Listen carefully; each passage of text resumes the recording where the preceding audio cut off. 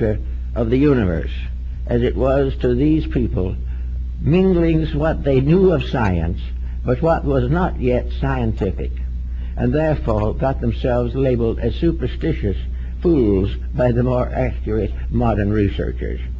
So all the work of these older ones has been more or less downgraded, simply because it is assumed that they had not sense enough to be materialists, and that the materialism was the final proof of intelligence. Well, we're in a little bit of a bind right now on this point. We're not at all sure today that materialism is the solution of anything. It only seems to complicate things until no one can solve them. But now we go to the picture of the universe, as it was in the Nuremberg Chronicle and in early editions of astrological works which preceded Kepler and Tycho Brahe. And we find what? We find a series that looks like of interrelating circles, looking very much like the rings of a target. These rings were concentric, and in ancient times the earth was placed in the center, and around the earth in rings were the orbits of the 7 planets of that time, of which only 5 were actual planets. The Chinese had somewhat similar designs, but preferred to use squares and triangles. But this target-like solar system was the Placidian system of ancient days. It began on the face of the earth, and a ladder ascended from the surface of the earth to the extremity of the solar system, which to these people was the planet orb of Saturn. Above Saturn they had the empyrean, bordered on the inner side the world of the heavenly realms and regions, the abodes of deity.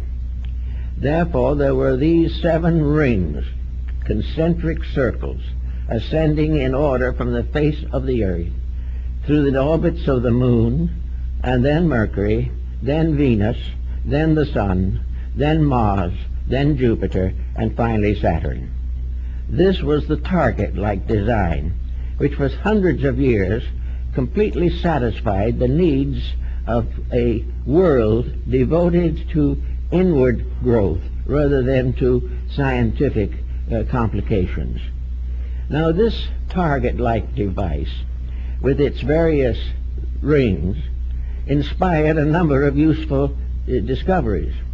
Apparently it impelled Pythagoras to discover the octave, or the mystery of musical harmony.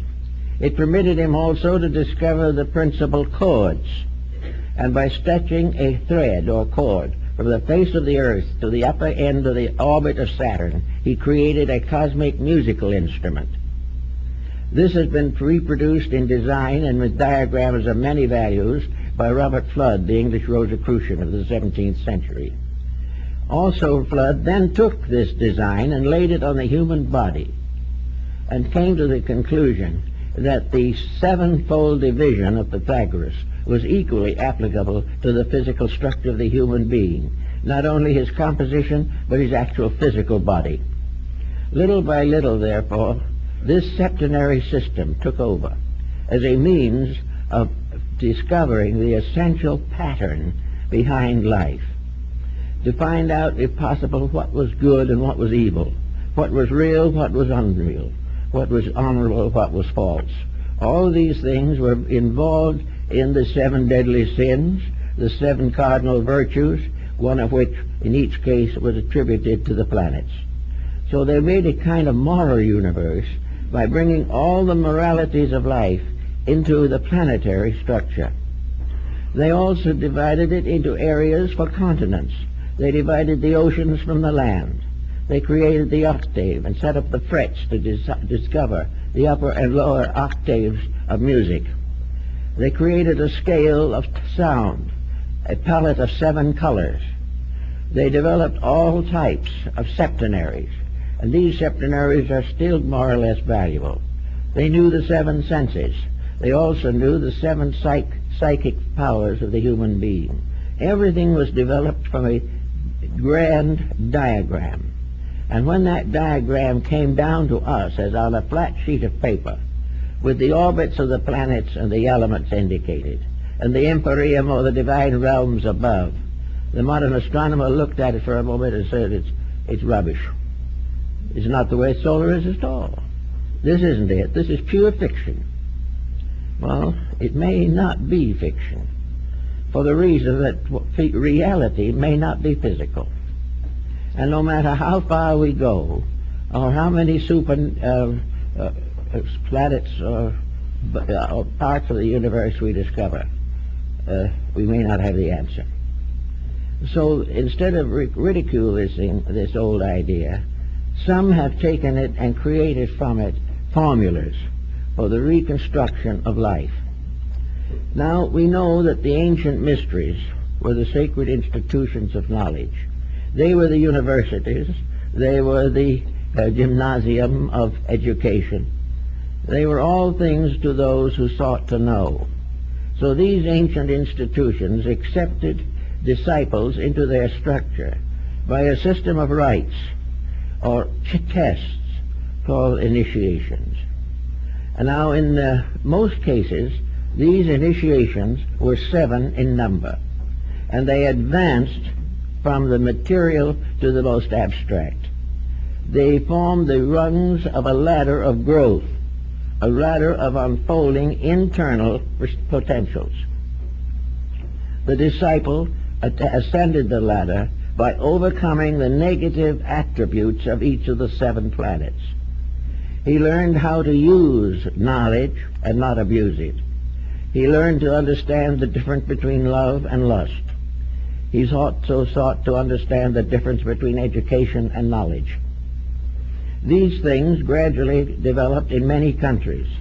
In Babylonia, the goddess Ishtar descends through the 7 gates to rescue the dying Attis or Adonis.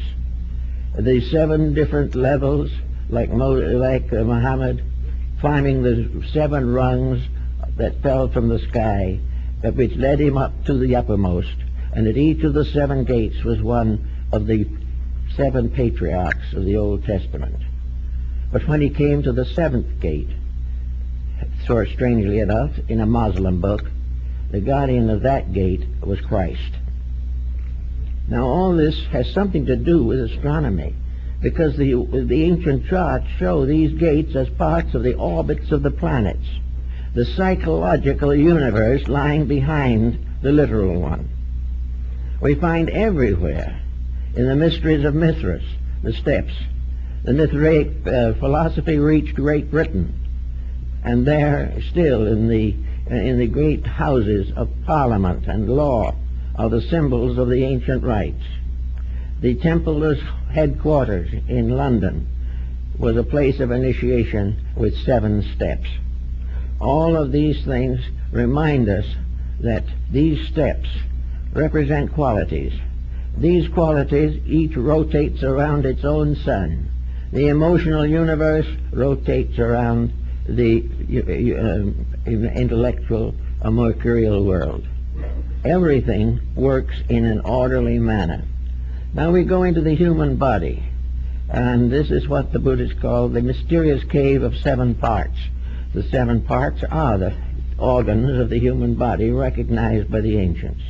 These 7 vital organs are strengthened and intensified in their functions by the contributions of 7 endocrine glands.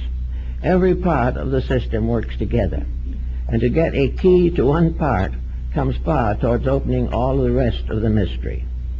We know that some of it has even reached into modern anatomy in names and words. We know about the pia mater in the brain, the thin, gentle, or kindly mother. We know also that the upper axis of the spine, where it joins the skull, was known even in science as the pyramid. All kinds of strange things. The spinal column, with its 33 segments, still corresponding with the degrees of the ancient mystery systems. So we have all kinds of things to think about relating to this ascent from the superficial to the essential. This descent, which is a mystical experience, as John expresses it in the Revelation. The revelation of John is almost a completely Gnostic work, dealing with initiations into the Gnostic rites. John is picked up and carried through the spheres and comes finally to the gates of the Empyrean. And there the upper world is revealed to him. All of this was part of the philosophy of antiquity. Now we can go back to the modern world and we can say, but there doesn't seem to be any proof of this.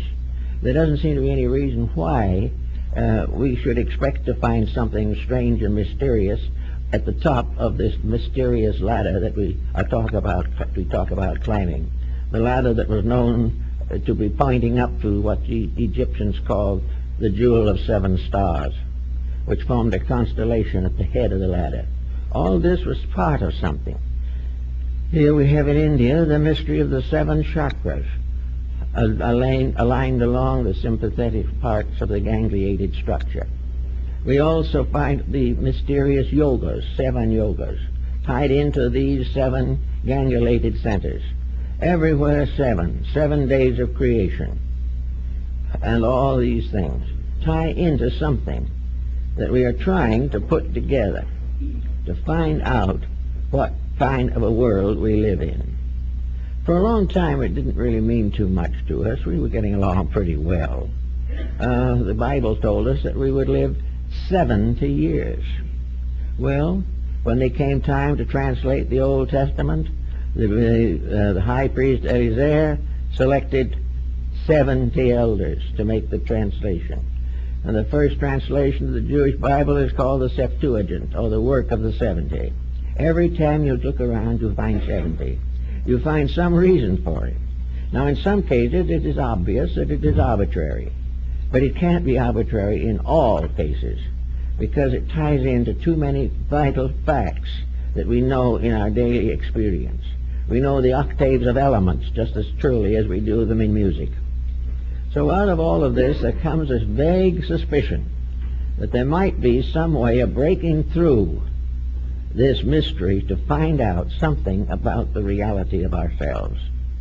Even old Omar in his Rubaiyat describes that he went through the orbits of the planets and sat upon the throne of Saturn. Everywhere we have this same analogy, east, west, north, and south, and it means something. We know the ancients recognized 7 races. They also recognized 7 continents. All the way through, the septenary had to hold true. Now, what does that mean, perhaps, in our own thinking today? Suppose we assume that the individual himself has a septenary of faculties, that he has various levels of insights, that he has various ways of measuring things, and that all these, except the visible faculties, are invisible. That somewhere there must be an answer. It is not possible to assume religiously that this creation is without a cause. And it is not possible scientifically to prove with any degree of inclusiveness that everything that exists is merely an accident, that things just happened. Things don't just happen because there are too many evidences every day that things happen according to rules. And today there are many, many people who have experienced what we would commonly call miracles, simply because they intuitively kept the facts of life straight, whereas somebody else had mixed it up for themselves. So we have this problem of trying to understand the rights of the mysteries, how to penetrate into this structure and see why it answers all questions if we find out the key to them. Now, the key, it begins with a very simple point. It begins with the earth. The earth is the foundation upon which the ladder rests. And in man, the physical body is the foundation upon which the ladder of his spinal cord and column rests. It is also true that this physical situation that we have is the beginning of something, that all through the universe there is an interplay of various forces and factors. The other planets of the solar system certainly have mutual influence on each other.